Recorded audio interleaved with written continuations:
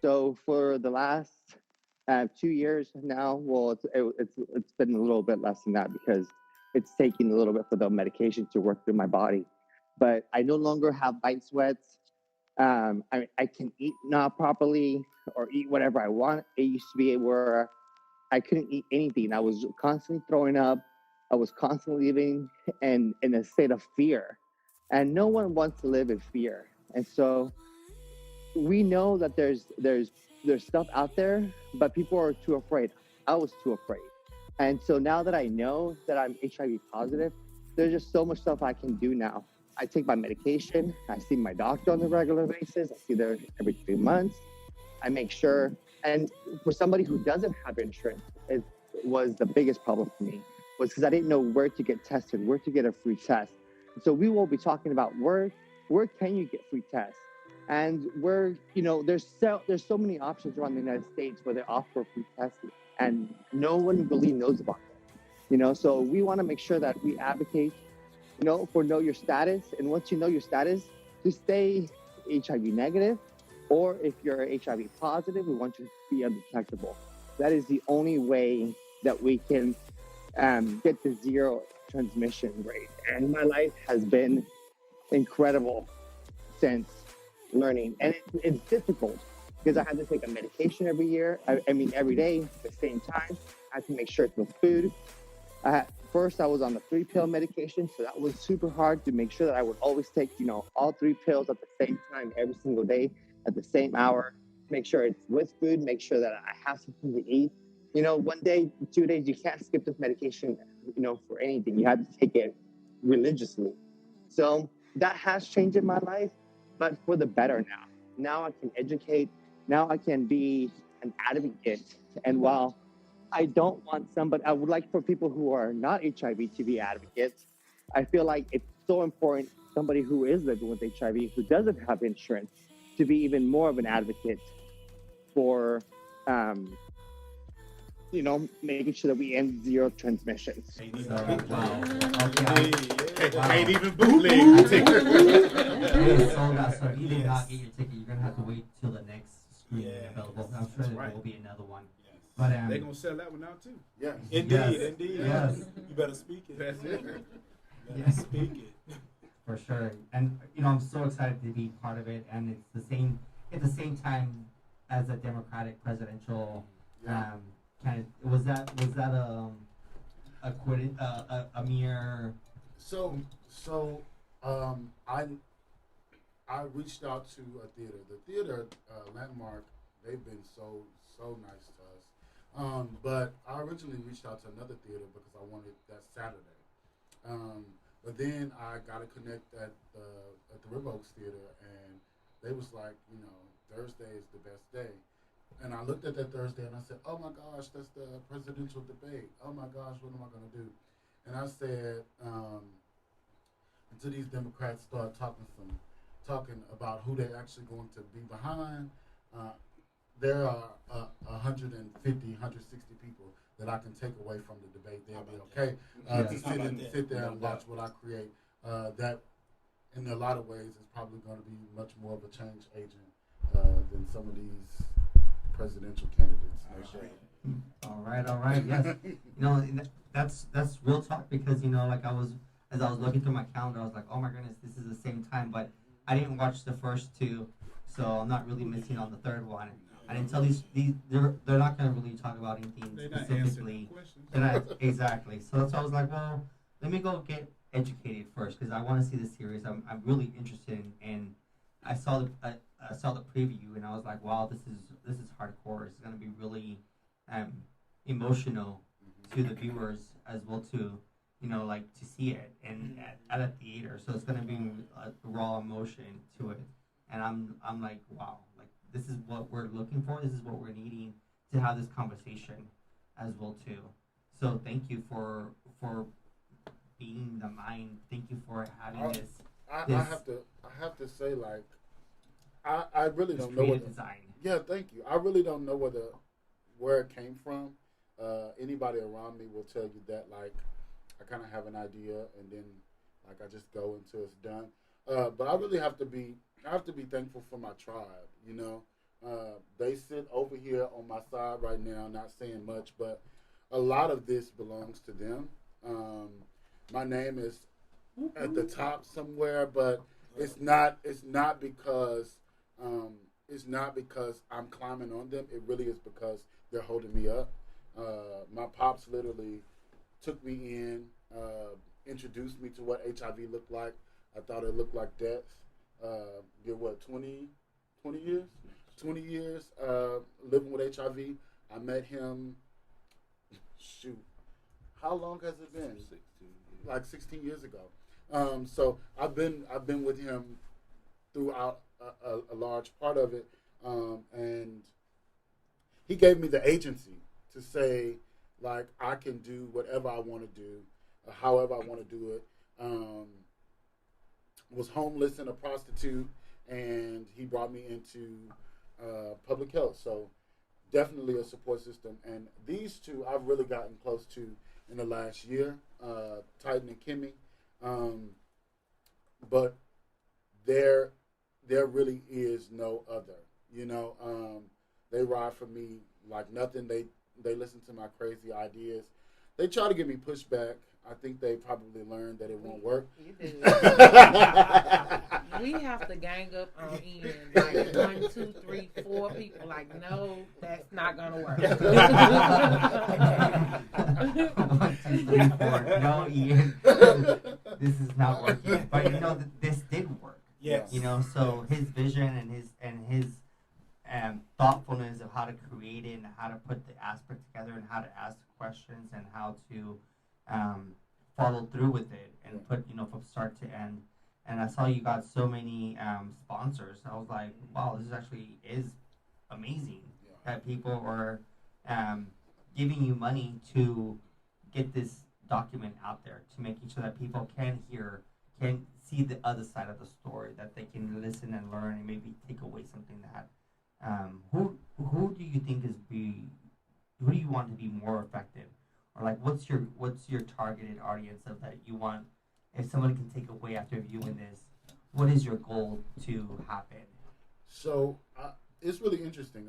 I started out with this, and the focus was going to be on churches. So making sure clergy saw it, working on a project, doing cultural humility trainings for black churches.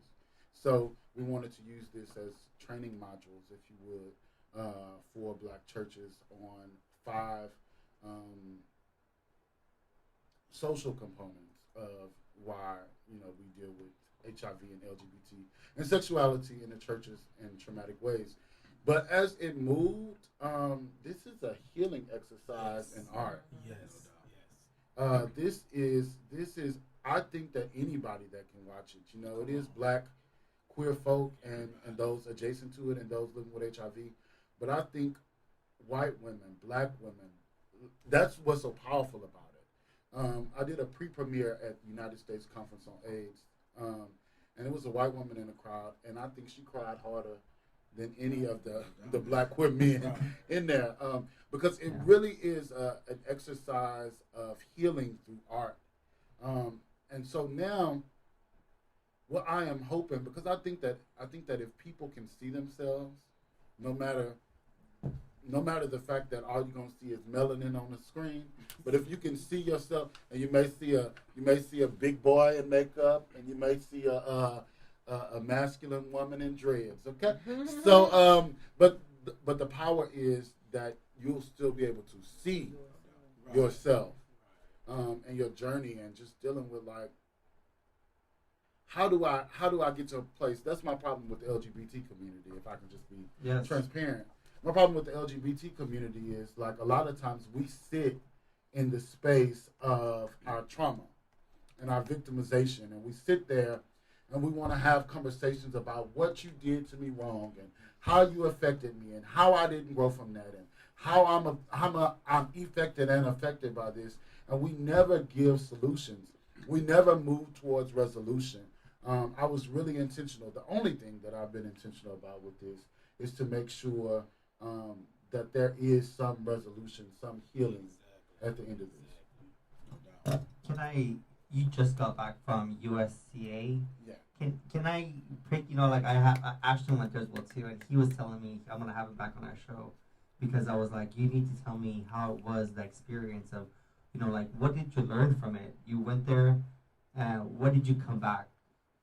What knowledge did you gain from being over there? I know you when your documentary got premiered over there as well too.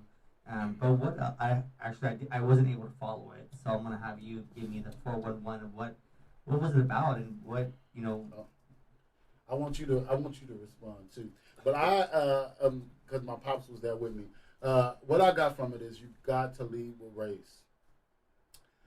People are not gonna like it, but when you're in a space and you're dealing with racial issues, you have to lead with race. The most powerful, in my opinion, and this is an argument, but the most powerful organization at USCA, other than NMAC, the National Minority AIDS Council. Hey, thanks for letting me be your social media fellow. But the most powerful organization there was the Positive Women's Network. Okay. Because black women always save us. Yes. Black women have always saved us.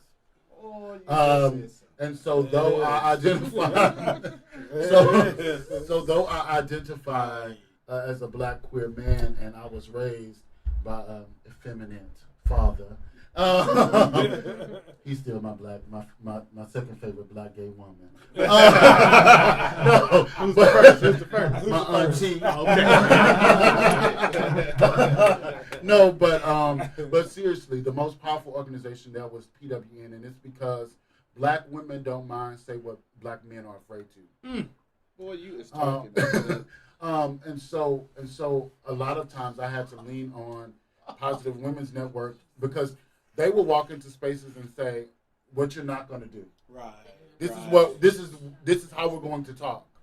This is where we're going to go. This is what we're going to do." They actually organized with some other organizations a protest that they went to National Minority AIDS Council and said, "We're protesting the guy that you're bringing, and we're walking on stage. So are you going to let us?"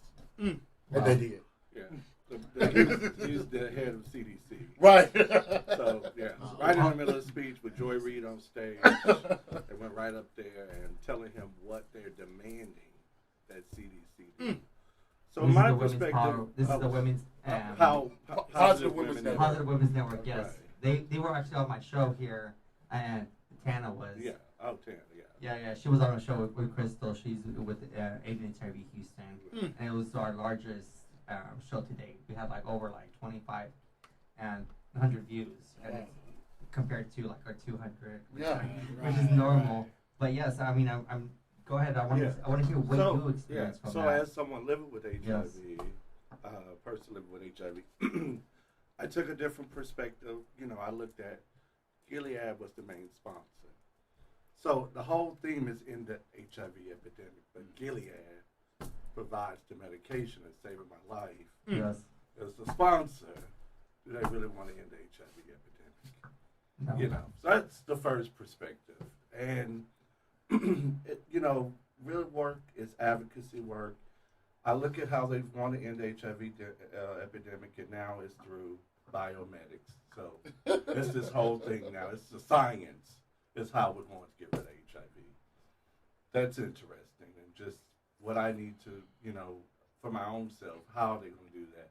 And so they're counting on science and missing out on the human. Yeah. They're not focusing on the health disparities. Another thing I noticed about the conference is that they had several different tracks. So they had a gay men's track, women HIV. There was nothing around mental health. Not one single topic. And so if we're going to really end the epidemic, we've got to start talking about mental health. Mental health just plays a huge part of who you are, trauma. So I think that part was missing. But it was some positive moments with it.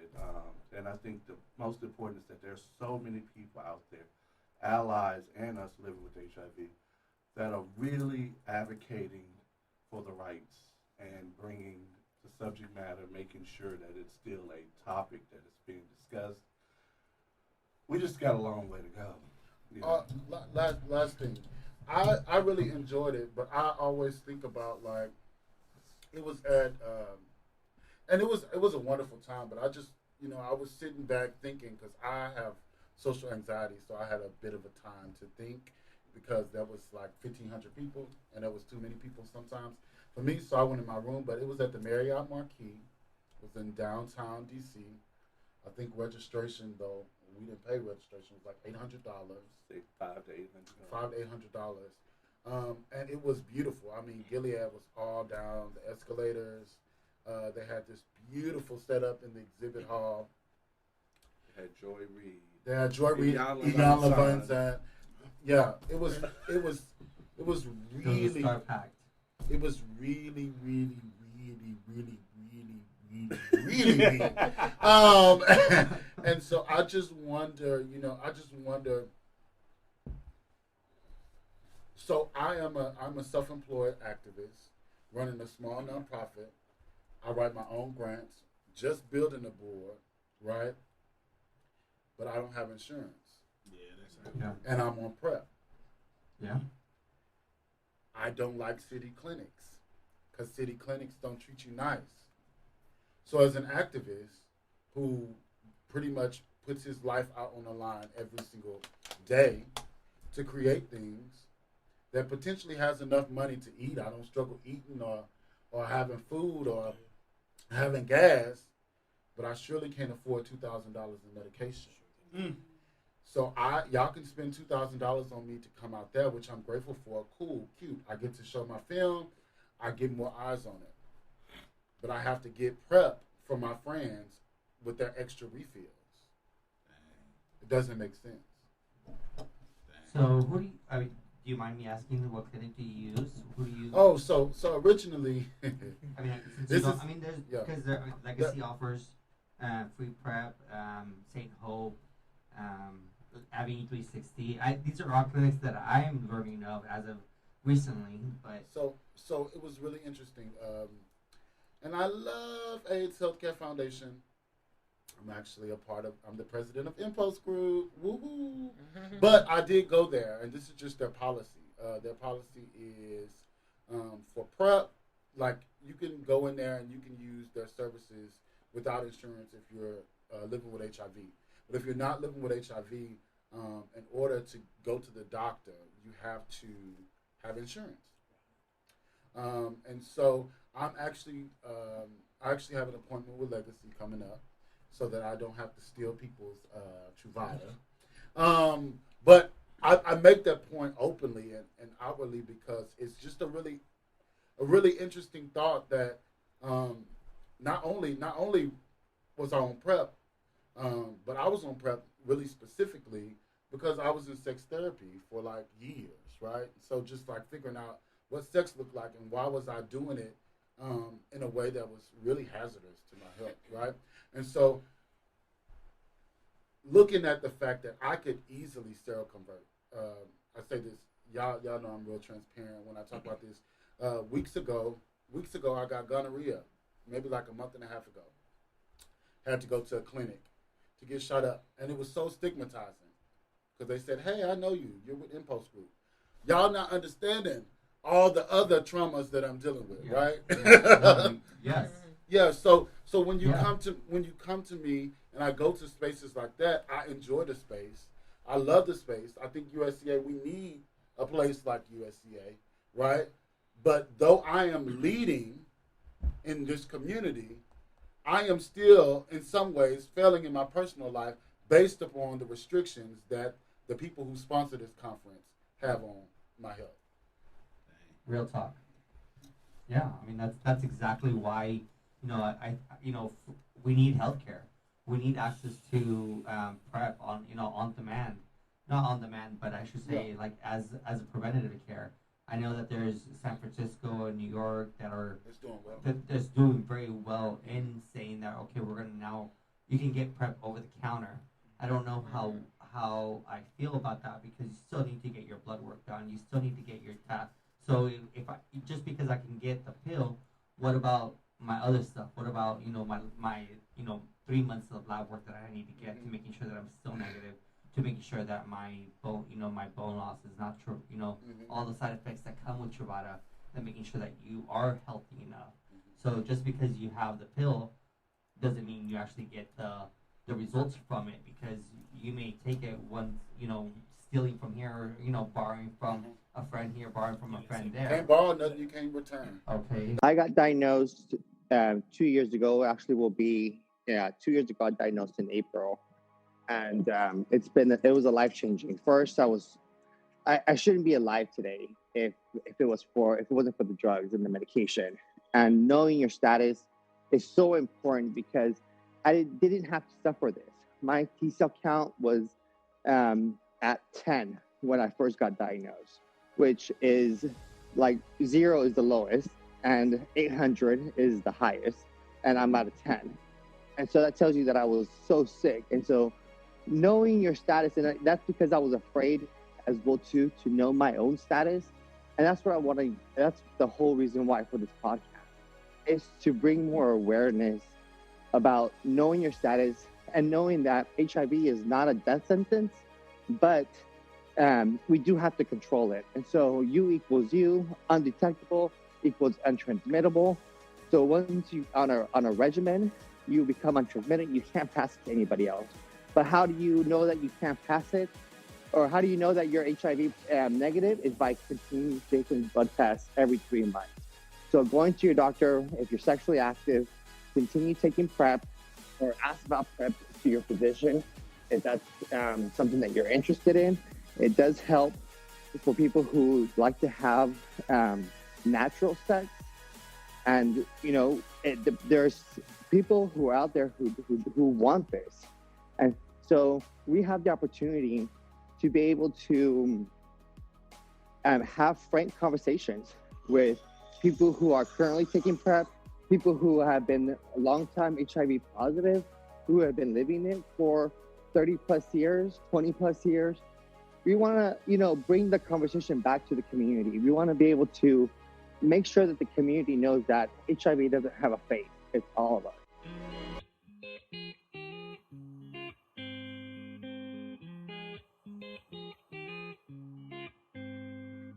My name is Antonio T. Smith Jr. In 2005, I had a close family member die to HIV.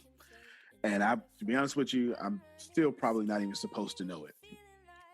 In fact, the only reason I know it is because an angry family member said it in anger and it slipped out. And that's how I found out.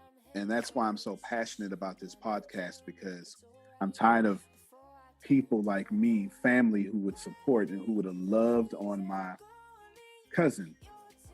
She died alone. She died in the hospital bed, completely alone, because I didn't know. And because I was too busy playing basketball than being with my cousin. And I'm very passionate about what Josh Mica does. He wants to change the world, and I hope all of you contact him. And that's why I'm so extremely passionate about this podcast. But I suffer every day that I let my cousin die alone, because 2005 made me an ally, but I shouldn't have to go through a death like that to become an ally. All of us should be allies. That's my story, and that's why Josh is doing this podcast, and that's why we're here.